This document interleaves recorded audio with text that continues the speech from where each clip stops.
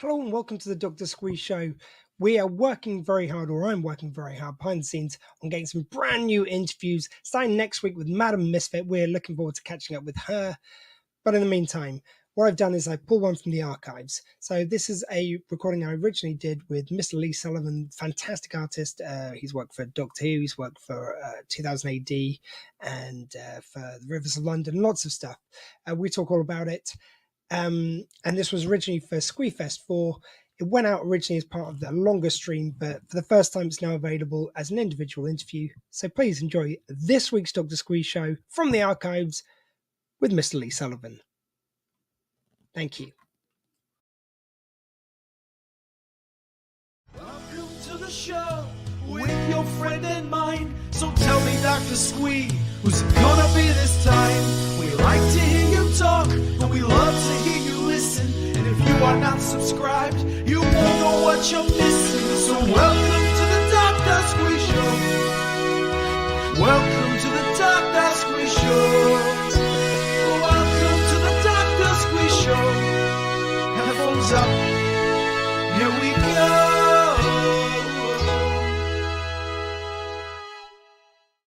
On to my last guest. 2 more shows, 1 more guest, and then we're going to be on to Wrestling Top Trumps, our final game of the day. So he has done comics for Doctor Who, Minister of Chance, 2000 AD, Transformers, Thunderbirds, Robocop, Rivers of London. Look, if he hasn't done a comic in it, it isn't worth reading the comic. Please welcome to the not to the Dr. Squee Show, I keep on doing this, the Squeefest, Lee Sullivan. How are you, Lee and Kat? Yes, a guest appearance by Luca, my little cat. We've just been, the reason why he's around is we've just come back from holiday a few hours ago, and we just picked him up this morning from the cattery where the cat jail that we send him to. And he's now extremely fussy and very pleased to be home. But it does mean he won't leave me alone for more than 5 seconds. So it's either him sitting on my lap or meowing himself outside the door there. I mean, could you just tell him, I'll let you be back with him in an hour? Like, he's just chewing me dags right now. I think he wants to kill me right now for disturbing his daddy time. No, he's fine. He's okay. No, see, he's going. Right, that's it. I'm going to let him out the door. It's fine. I'm joking. Off you go. There will be a mysterious hand, apparently, bringing me a cup of tea in a moment or two, so that will be my glamorous assistant. Anyway, here we are. Nice to meet you, Ian, and again, and lovely to follow Trevor and Simon, because I'm reminded that I worked with them I just checked. I think it's 2019. We did a thing called Strangeness in Space. They did a comedy podcast with Sophie Aldred, and I did the illustrations for that. So there's nothing I haven't done, I'm afraid. It's terribly. I was going to say, like, I knew no matter how many parties I mentioned, there would be one I missed, at least. Yeah, the thing is, I can't remember them all anyway. So I can barely remember my own name at this stage. I'm on hour 23. So no, I can't believe you're actually doing this in real time. Then it's not some kind of you could have done pre-recorded this, and it would have been much less stressful. People have suggested before, but that's not the challenge. That's not like, people are very kind of donating. We're up to, unless we've had any more donations, which I don't think we have recently, we're up to £400, which is absolutely amazing. Unfortunately, we've lost the Facebook feed on this last stream for reasons best known to either Facebook or StreamYard. I'm not sure which.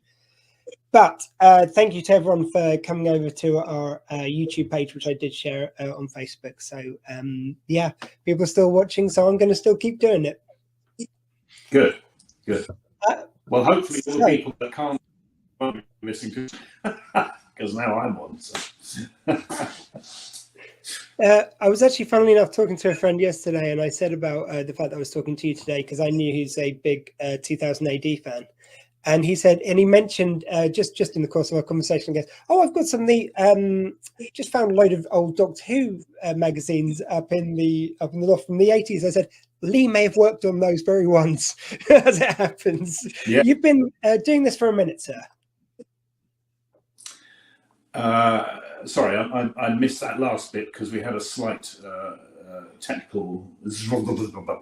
So just repeat that again.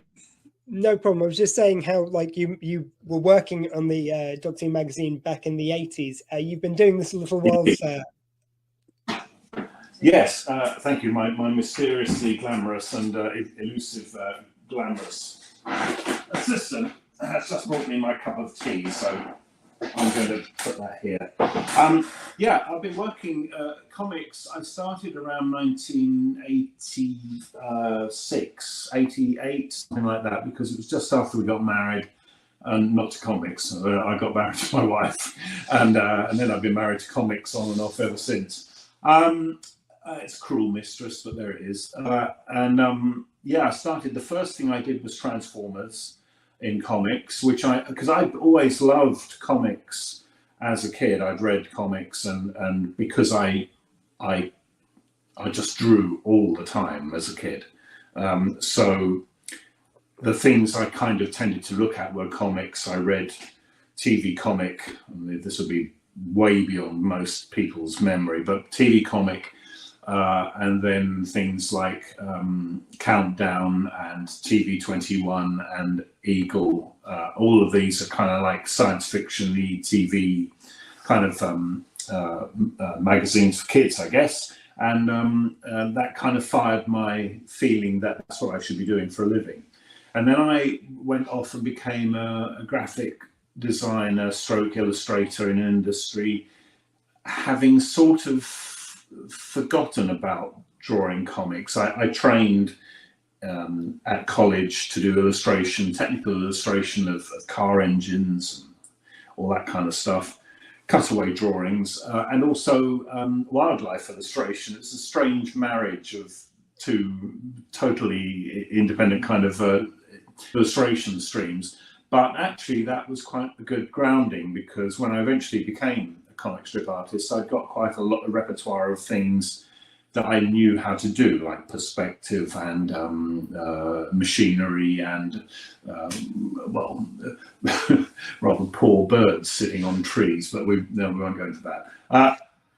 And later on, I was able to kind of use both of those things actually in Rivers of London, which we'll get around to later, I guess. But yeah, I loved comics, mostly comics about space and adventure and TV things that were on at the time. So all the Jerry Anderson things, from Supercar up to and through Thunderbirds and Captain Scarlet and so on.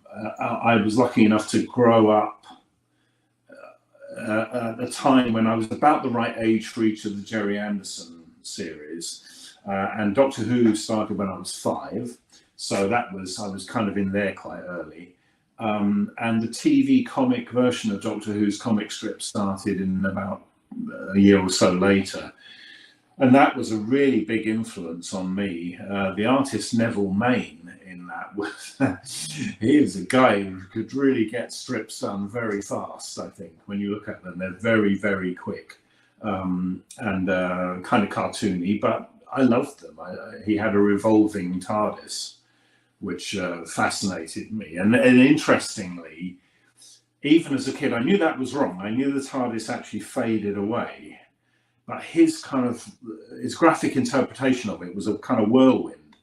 And that's sort of come back into that's actually in Russell T Davis's time, the whirlwind thing started to become a thing, at least the wind blowing around. And I just knew that was the thing I wanted to do most. I couldn't envisage doing anything else for a living. And my mother told me that there was a thing called commercial artists. And I just locked onto that because I'd be useless at doing anything else. So, there are commercial artists, they earn money. I might be one of those. And I kind of was, but I'd forgotten about comics until I went to the newsagents one day, and there was Doctor Who Weekly issue 1 in I think it's 1979, something like that. And there was this comic strip of Doctor Who again.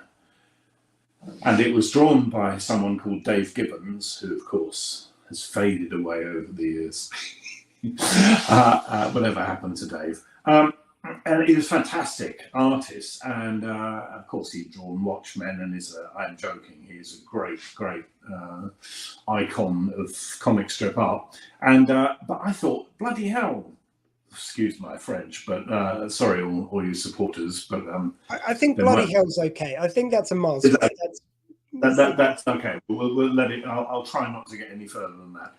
I thought that bleep has got my job, and I immediately started drawing because I was by this time a commercial artist, and I started doing samples of comics, and I quickly realised I knew almost nothing about drawing comics, even though I'd looked at them all my life. But the comics, when you actually start to do them, there's a whole language of doing them, a graphic language and storytelling that I hadn't grasped. I understood it by looking at it, but I didn't actually have it in my head.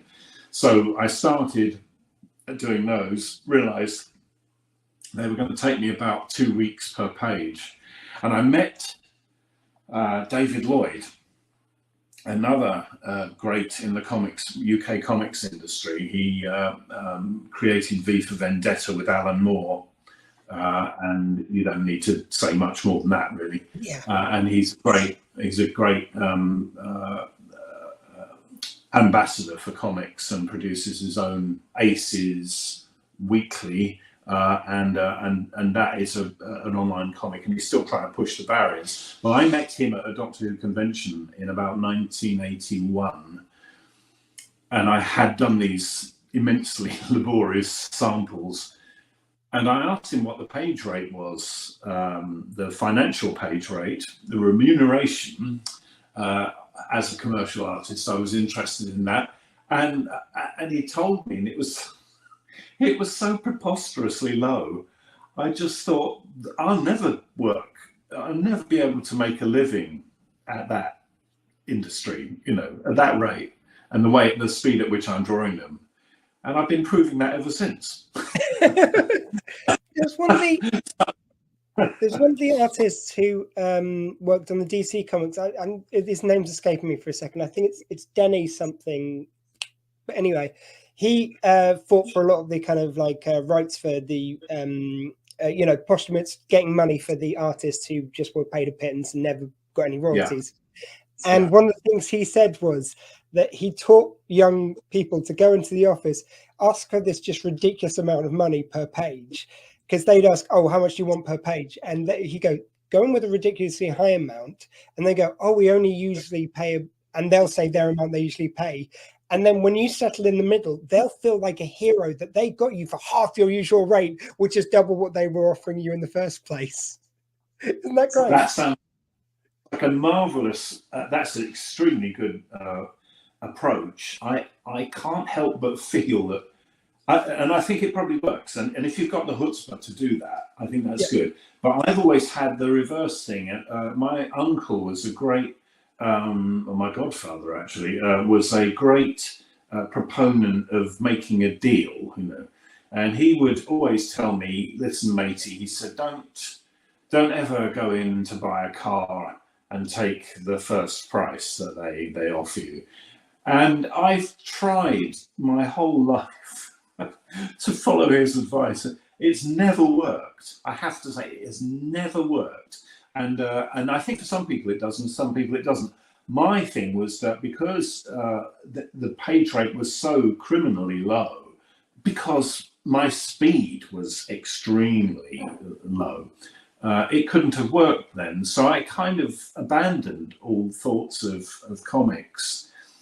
Dave Lloyd had been doing, Dave Gibbons was doing the main strip in Doctor Who, and David Lloyd was doing backup strips from time to time, and worked on a thing called Star Tigers, which was created by Steve Dillon and Stephen Moore. and they in that they created Absalom Dark, who was a big hit in the comics world in Doctor Who. And I later got to work on Absalom Dark and take him forward and kill him twice, probably, much to everyone's annoyance. But right then, I just couldn't have done it, and I just abandoned it. And then I met, some years later, I met John Higgins, another UK leading light artist, who was the colorist on Watchmen, along with Dave Gibbons' line work. And John had done a lot of 2000 AD work and was a very good commercial illustrator and comics artist. And he was a good color artist, and he wanted an assistant, and I was no good for that. But we lived very close to each other, and he very kindly took me under his wing and took me into Fleetway. I think it was called Fleetway then. But anyway, 2000 AD, they didn't want to know. But he also took me into Marvel UK, which was the base of Doctor Who magazine then, and also Transformers. Now, I was Ian Rimmer and Simon Furman were the people putting the stories and the editorial together back in those days, which I think is about 1989, 88, something like that. And they gave me a chance at doing covers because I'd done quite a lot of airbrush work for commercial purposes. So I could kind of do the line work, okay. So I just did covers for them, and those were quite successful, and that got me into that area. But it was a little while before I actually dared try a comic strip. And there's a story. Here's my own version of the kind of anecdote that you were saying about going at higher rate. Mine was almost the reverse. I said to Simon, after I'd been doing covers for about a year or so, I said, give me a strip to do. I'd really like to do a comic strip. And he did actually. He gave me a script to look at over one Christmas, and I tried to break it down into roughs, and I just couldn't. I then spent a year looking at the comics and how everybody else, Jeff Senior, Jeff Anderson's, all kinds of people had been working on it at that point. And I started to literally learn, looking at it, learning how they were doing things and how they would pace things and how to convert a script into pictures. And so about a year later, I went back to Simon and I said, give me another script. I'd like to have a go this time. And he said, well, you've got nothing in your portfolio to show that you can do sequential comic strip art. You can do lovely pictures, but there's a big jump. And I said, okay, well, here's my offer. Give me a script that needs doing, because I'll only work for something if it's real. I can't be doing with pretend stuff. I was too commercially minded for that. And I said, and if I come back to you and it's rubbish, and if it's far enough ahead production-wise, you don't need to pay me for it. I'll just walk away. But if you like it, you can pay me for it and use it. And that, luckily, was how it worked out. Could have been the end of my career at that stage.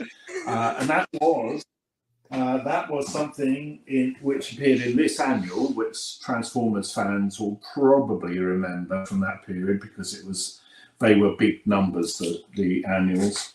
Some lovely work in here. There's Dan Reed. God, what a guy he was. That's beautiful colours. Yes, it's a lovely thing, and the annuals are really nicely produced.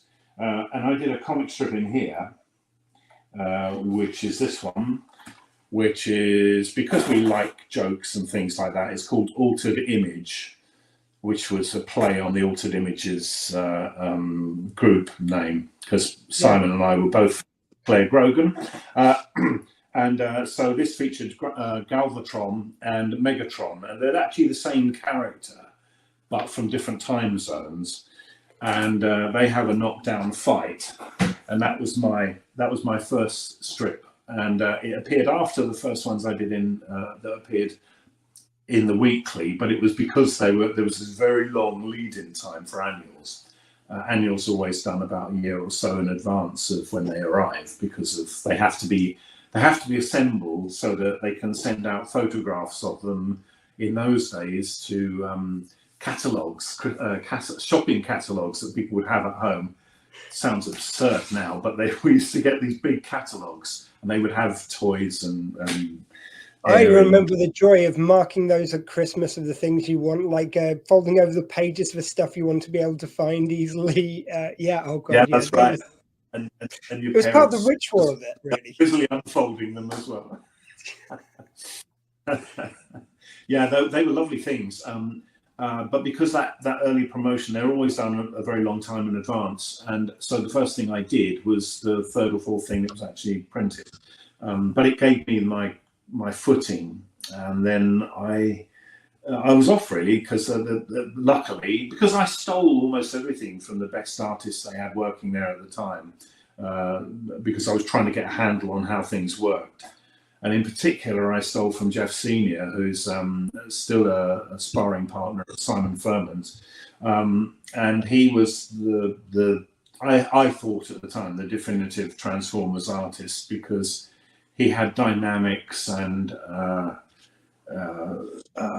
really sensational images and I thought, well, if I'm going to have to steal, I'd better steal from what I consider to be the best. And everybody there working at the time was good, but his style I was most like that, I think. So I stole that look, and was relatively successful relatively quickly at it. So we were home and dry. I was home and dry then as a comic strip artist.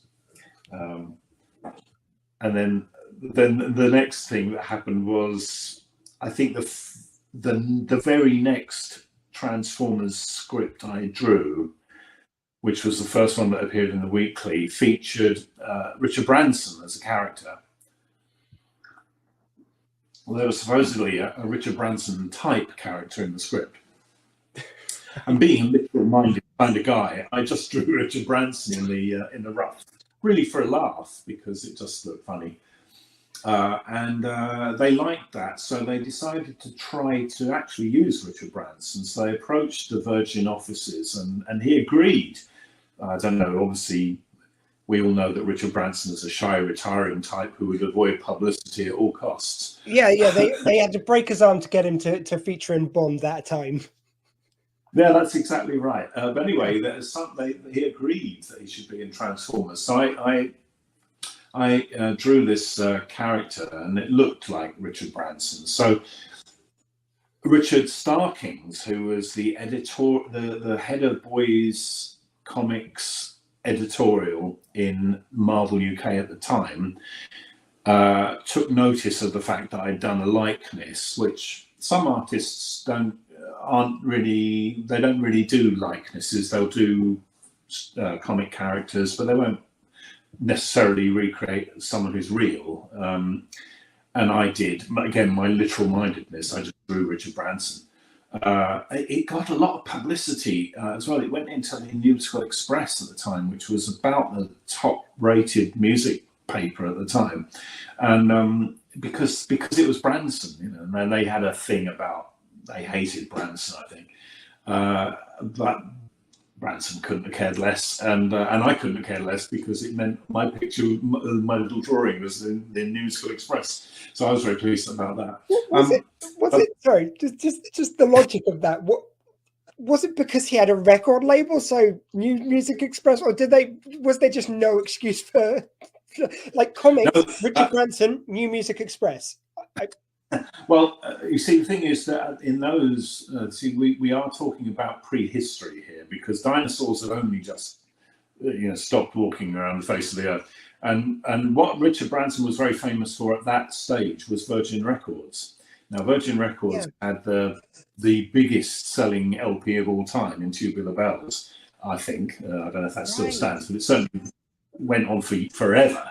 And so he was a big figure in the music industry, and the enemy, of course, because he was a kind of hippie kind of guy, and they were all like me at one stage, punk ethic. they despised him and his whole work ethic and all the rest of it. It's all nonsense, but that was the pose. So they just latched on to here's another way that Richard Branson is trying to get into our lives, and it's so mad he might even become an airline executive. I mean, all this stuff was in the future. It was very funny. He took part at the time in a revival of a 1960s idea, which was keep Britain tidy. So the idea was that, and it worked in the 60s, that all us kids went out and picked up litter, and I had a badge saying I'm keeping Britain tidy. Far off days. By the time Branson came around and tried to link up with Margaret Thatcher to revive this idea, I don't think anyone really took any notice, because there'd just been industrial action for the last 2 or 3 years of bins not being emptied, and I don't know. It was all very controversial. We moved on from industrial actions caused by a Tory government. Sorry, did I get political accent? Sorry, oops. No, the more things change, the more they stay the same. There's no doubt. I would do the French version of that, but I just simply have never managed to learn it. Plus ça change avec Jane Seymour. Yeah, dans le jardin de Max Factor, or something like that. You see, where my education went entirely on art, not on languages. So. I did not study French in school. But because I did Richard Branson, because I did a likeness, because Richard Starkings and I drank in the same pub every month, there was a regular booze up at a place called Valiant Trooper in Good Street in Soho, off Soho in London.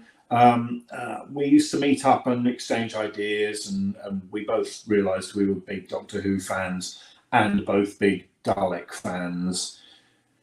So when he knew I could do likenesses, he offered me a Doctor Who strip, and then I think because of the likeness thing, he offered me a different strip, which was not the one that was first offered, but it was featuring what were the first 7 Doctors, and also about 7 or 8 dead companions as a comic strip, because of the likeness issue. And that was great, except I'd never drawn a comic strip with humans in it except Richard Branson.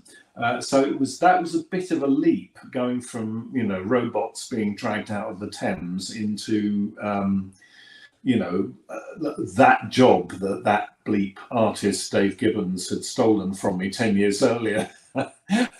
I suddenly found myself, be careful what you wish for. So I just can't imagine a world in which you haven't drawn every Doctor going. It's hard to believe now. Well, it was a bit of a thing at the time, because I think when you're an artist and you put your work out there, or writer, or anyone who puts their work out there, you have to expect. There's 2 things about that. One, you'll get criticised. You'll be judged against all the other people that have ever done that thing, in their time. And you've also got to have a massive ego to get over that, because otherwise you just wouldn't do it. Because if you thought about the first, you wouldn't do this. You wouldn't have the ego to do the second. So I just jumped in, and I thought, well, all these other guys, the Gibbons and the David Lloyds, they've all done it. I can do that as well. But it's like Yossa Hughes from Boys and Blacks. Gives the job, I can do that. And I felt I could, and I got away with it. And fortunately, I did get away with it quite well. It was well received. And that led immediately to doing another strip, which was Daleks, and that kind of cemented my role as a sort of an occasional Doctor Who and an occasional, excuse me, that's my phone going off, and an occasional Dalek artist over the years. Ask a little bit about that, because you said it was for the 7 Doctors at the time. How long did you like, do you spend a long time doing preliminary sketches and kind of just working them all out before you start then doing the comics and start going through that kind of process? That sounds like an extremely sensible way of doing things. But I'd refer you to my second part of the answer, the first one with my ego. Just said, no, I can do all of those. If I could do, you know, I literally sat down and drew them in the panels as they were required to be, and didn't really, there wasn't really, I think one of the things is there's never really enough time to do the kind of things that you sensibly, sometimes you do, but you even then you get really, I've done it once or twice, done preliminary drawings of characters to get them approved. We did that particularly with Rivers of London, actually, much later on. But often there isn't time. You just have to bang the thing out really quickly. Comic strip artwork generally takes about a page or so per day. So you have to really crack through the things. You don't really have, I mean, I would. Honestly, I would do the prep work if only I had the time. But I'm also extremely lazy, so I tend not to do things that I don't have to do. It seems like you a bit like my own personality, as demonstrated by this 24-hour marathon. I think you're an all or nothing man, is what I'm getting. You know, I think the negotiation isn't as interesting to you. The art challenge of just going for it, that's what gets you going, is the feeling I'm getting. Am I correct, sir? I think that's entirely right, and I know it's right, really, because one of the nice things about the last few years, the last decade or so, is that comic conventions have started to blossom, or at least conventions of fans of genre, and they often have comic in the title, mostly about other stuff, you know, TV or movies or whatever. But because we're kind of tied in with that, and I go to a few every year, one of my pleasures is to sit and draw things from scratch really fast for people who want something I've never drawn before, for example. So you get, well, I can't really say here some of the commissions I'm asked for. But you can guess what they might be. But some of the things are like quite often someone will come along with their lovely little kid and say, "Can you draw a picture of my child?" And of course, because someone waves money at me, and I'm still very much a commercial artist, I say yes. And the fun is, can I do it? That's the bit where you're kind of leaning, you know, you're leaning over a swimming pool thinking, should I, shouldn't I? I could just jump in now and I probably could survive. It's the joke I've been making about this event. I was joking, saying it's like, you know I've done this 4 times and it may seem like I'm doing the challenge every time the same, but I'm a year older at least every time, so it's a bigger challenge each time. You know, I don't need to add extra hours. I've got extra years and I've got to stay awake 24 hours. I joke, but I think it's kind of true. Like it was about 5 years ago when I did the first one, because there was a gap between the first and the second one of these. And you can feel the difference. There's just that. I just love diving into it. And it's like each year there seems to be more interviews one way or the other that I get in the lineup. And so it's also doing the prep of that. And it's like, I kind of hate myself for doing it to myself, but it's the challenge. When you pull it off, it's like, yeah, I did it. You're just addicted to it. That's what we're all adrenaline junkies, I think, you know, in the end. Yeah. You just think, oh, that'll be fun, and then you kind of tend not to think about the consequences of that. And the thing about getting older is definitely true, because I knocked out artwork I started quite late, actually, so I was about 28, 30 probably before I actually drew comics. So I was in my 30s when I did a whole run of stuff, and some of it. I mean, there's one year I did. It's just an unbelievable amount of work. I think I did 10 comic book issues for Marvel US. I think it was probably during RoboCop. I think it was then, and I did. So that was like, and each one of those is a month's worth of work. I did 10 of those, plus I did a whole string of Doctor Who comic strip artwork as well, and I did those at the same time. So I was drawing 22 pages of comic book art for RoboCop and another 7 pages for Doctor Who every month for at least 6 or 7 months. And looking back at that now, I can't really understand how I survived it, and I certainly couldn't do it now. It would kill me. I want to marvel as well. I just marvel at the fact that we're in a world where RoboCop is a comic. Like, that's just amazing. Like, what a wonderful world where every property, you know, I don't. It's like a thing I never thought to wish for. RoboCop is a comic, and it's just so satisfying that it exists. Yeah, that's absolute. I know what you mean exactly. It was I was offered it on the back of Doctor Who, actually, because Richard Starkings, whose name will crop up quite a lot in this, is a very he's a multifaceted, very positive individual, and he's taken many artists and kind of nudged their careers. I think of him as being like, you know, the monolith in 2001. In my career, every now and again, he's appeared, okay, and he's moved me on. You know, one day I'll be sitting there eating grass, and then the next moment I'm eating other apes or something. You know, it's that kind of effect. He has that effect. The hand of Richard Starkings moves across the void, and I get another job. Completely weirdly, he went over to work in the States a little while after we'd been working on Doctor Who for Marvel UK, and he primarily went to become a letterer, and he's since become the head of Comic Craft, which was really single-handedly took the comics into the comics lettering into the digital world. He kind of invented it and certainly popularized it, and worked on thousands of Marvel US issues of X-Men and all the rest of it.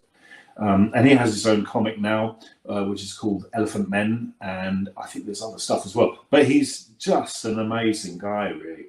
And he's been very instrumental in moving me to the next thing. And he went over to the States and waved my work under Greg Wright's nose, who was editor of the proposed RoboCop comic at the time.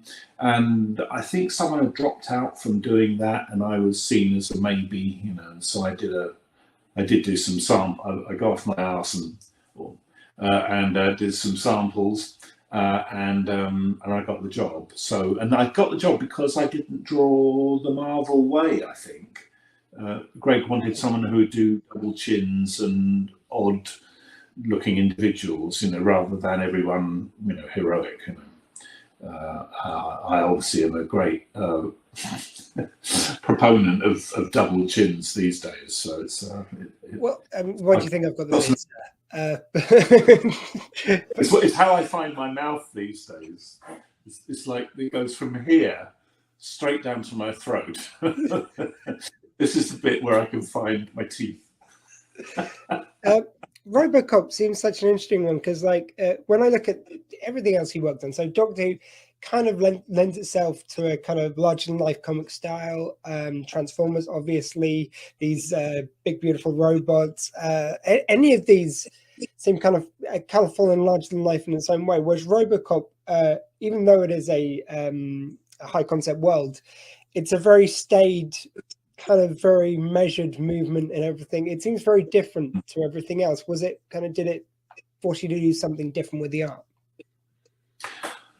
Yeah, I guess it was there was a technical problem for me in that I was entirely used by then to being very lazy, as I said before, and I would draw the whole comic. So I would do very loose pencils, roughs basically of the page layout and the faces and all the rest of it, and then I would go in with an ink pen and draw the thing in its finished format.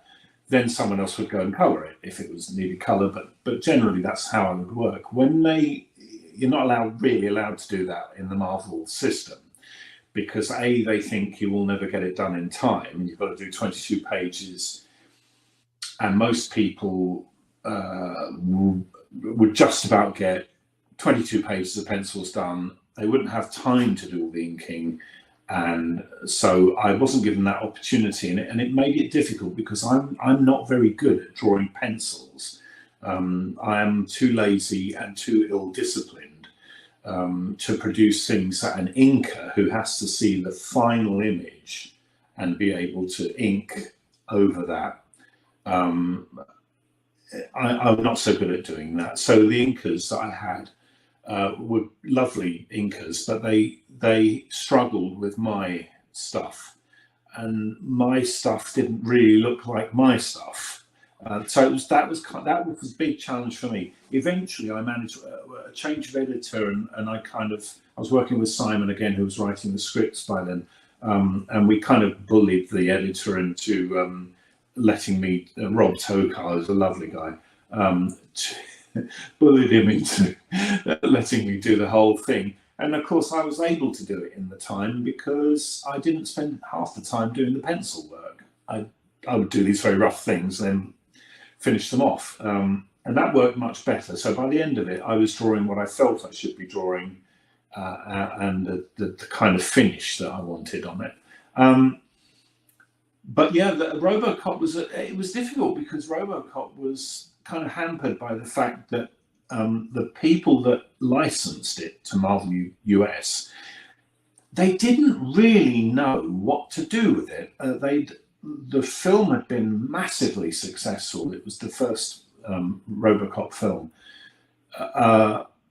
and I don't suppose it was never intended to be sequeled, or it was just a standalone fantastic movie, and I loved it. It was really, I saw it as Judge Dredd, basically. I think there's an awful lot of Judge Dredd in that movie.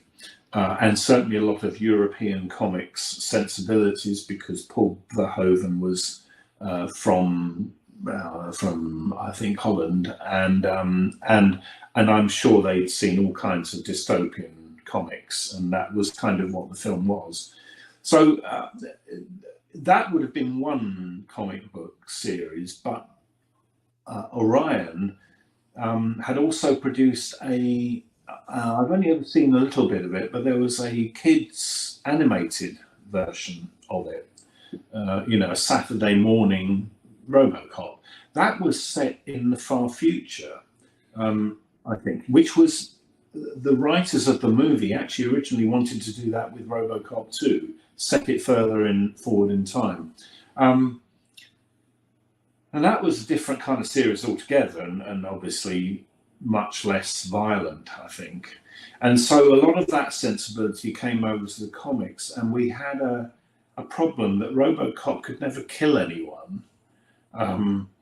He still had to use his gun, obviously, because he's got this magnificent Beretta Auto 9, which fired millions of bullets per second.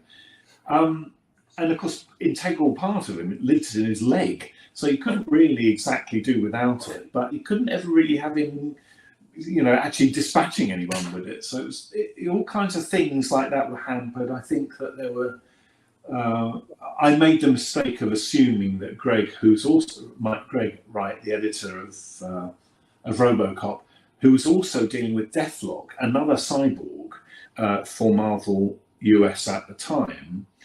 And I assumed that some of the Robo stuff was being neutered because of the need to make Deathlock much more, because it's their own property. They would concentrate on it more. But it wasn't that. It was to do with the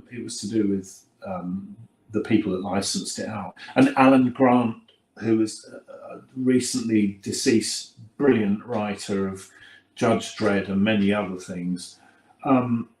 He hated working on it. Bless him. The first conversation I ever had with Alan, I said, I'm really pleased to be working with you, Alan, because I knew his reputation. He said, oh, I won't say the word, but I hate it. I hate this. I really hate it.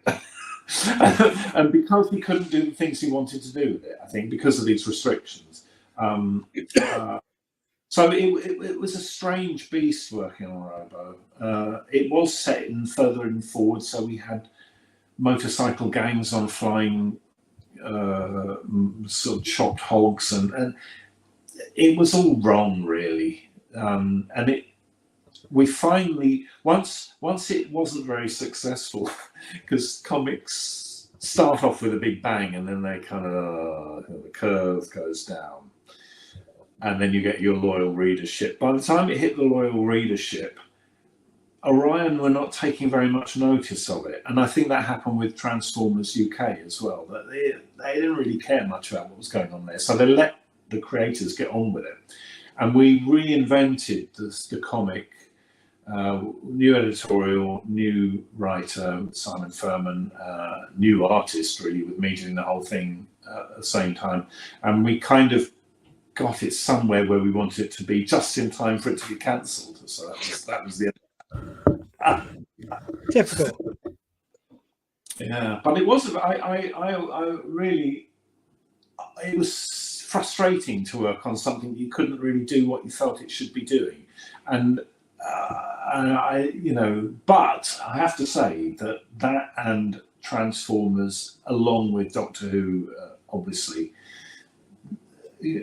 I really, I get a lot of people really still liking that stuff, and it's very heartwarming to know that the stuff you did early on was appreciated so much. And of course, as with all of my early stuff, the kids who grew it, who read the stuff, are now approaching pensionable age, or at least approaching the stage where they have generational, they pass it on to their kids. And it's lovely meeting them, because they really enjoyed the stuff in a way that the creators didn't so much, because it was a frustrating thing to work on.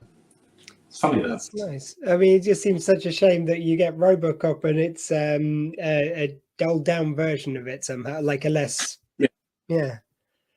Well, the thing is that when it went to Dark Horse and other companies, they did all kinds of stuff with it then. But I think that it took probably Orion a while to understand that they didn't know anything about it, and let it go. Let it go to the people that know what they're doing, and they'll produce something good.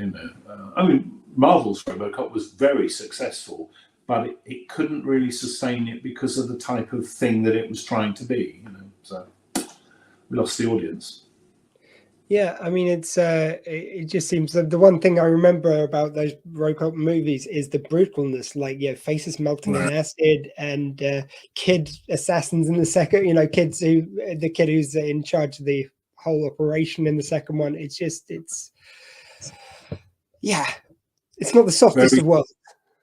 Yeah, it's a very dystopian view of the world, which of course all comics creators love. We see all of the world through those kind of eyes, really, I think. And look, it's coming true. I don't know if you know to what Matt is referring here, but my friend Matt Lees, what about RoboCop and his appearance in WCW wrestling?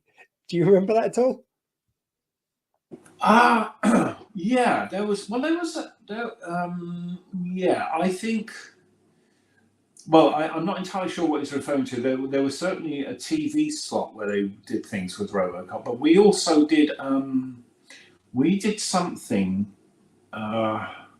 We were about to do something very odd with RoboCop towards the end, and that was there was a film called Toxic Avenger. Okay, and there was going to be a crossover between RoboCop and Toxic Avenger, which was just the most bizarre idea, because that's a kind of sleazy, funny Tromaville. I mean, that's the filmmakers. You can just tell it's not going to be Robocop territory. But we were going to do that. Yeah, there were all kinds of stuff. Actually, yeah, but I'm not entirely sure what it's referring to. But that is almost entirely a result of too many years of drinking brandy late at night. Like in Peter Davison's time as the Doctor, he said the pieces of my past are drifting away like bits of iceberg, melting, and that's plus that I just can't remember everything anymore. There's a time when you think you can remember everything you've done, and then sometimes you're completely. Now I find I'm completely shocked by pages I see, and I think, did I really draw that? If I see any triangles spinning towards you, then I'll warn you. Okay. Yeah, sure. So we've got. Absolutely. Sorry. Well done. Spotting reference. Yeah, that's good. Five Doctors, one of my personal favourites. Two I do just want to get on to before we run out of time. We've got about 10 minutes left. So Thunderbirds and Rivers of London. Thunderbirds, I think it's, again, it's just, I love that it exists. This thing which was puppets made into a comic seems somehow wonderfully bizarre. Well, it was a fantastic idea by the Anderson people when they saw an opportunity in the 1960s when the comic strips they saw that they had licensed certainly Supercar and Fireball XL5. I'm trying to think my way through this. Yeah, Fireball and Supercar and Fireball XL5, which were very early 1960s, were both licensed out to TV Comic, which was something I read all the time. It also had Doctor Who in it. They saw the opportunity to do that, that the publishing could be a very good thing. So they put together TV Century 21, which was a fantastically great comic. And it was based around the Anderson series. So you had Supercar as a comic, as a sort of cartoon kind of thing, but you had Fireball XL5 and Stingray, which was the current iteration of the puppet series. But they were given really great artists, Embleton and Mike Noble and oh my God, Frank Bellamy. All these people were drawing for TV 21, and Thunderbirds came along in the middle of the run of these comics, which were selling huge numbers. I think the sales for TV 21 every week was a weekly newspaper style comic. For those who don't know it was sort of Adventures from the Future broadcast back and transcribed into comic strip form. That was the idea. So it had news items on the front which reflected the stories in between. Brilliant concept. It also had the back page was given over to the Daleks, who had got their own series way before. I mean, and it was fantastic. If you didn't buy it for anything else, just buying it for the Daleks was sensational. So they had this wonderful thing. Thunderbirds arrived in the middle of its run, and I was going to say, by the stage it was at its most popular, it was selling nearly 1 million copies every week, and that is so huge. They obviously hit a real nerve, and by producing a new series of a new adventure series each year, so that you got Supercar, Fireball XL5, Stingray, Thunderbirds, Captain Scarlet, and then Joe 90, and that progression of things through each year, there was a new thing to be added to TV 21. And Thunderbirds got Frank Bellamy, who was when it arrived. Because I actually previewed it in the comics before it actually turned up on TV. So all the people that were already into the comics were seeing Thunderbirds are coming. And we didn't know what they were at all, just meaningless. But they arrived with a big bang on TV, and we already knew all about them. So it was fabulous, really well connected, great commercial thought, went into all that stuff. But Thunderbirds was drawn by Frank Bellamy, who's a Doctor Who artist for the Radio Times, which I've also done. But I keep following all these other people who've done this stuff before. And I don't do it as well, but I'm very enthusiastic. But they were brilliant comic strips. They were on a par with anything you could look at in terms of comic art at the time. Really gifted people working on the stuff. Mike Noble, my own hero, produced Fireball XL5 and Zero X and Captain Scarlet, all of them iconically. Bellamy did a brilliant job on Thunderbirds. Embleton did Stingray and Captain Scarlet as well. Just marvelous artists, the cream of the crop really at the time, and so it had this wonderful. There's a wonderful backlog of this stuff, and happily, Anderson Entertainment are now. I'm pals with Jamie, who runs that, who's Jerry's youngest son. And he's been acquiring the rights to put out the publishing of TV21 comic strips, and I can allude to this, but I cannot talk about it.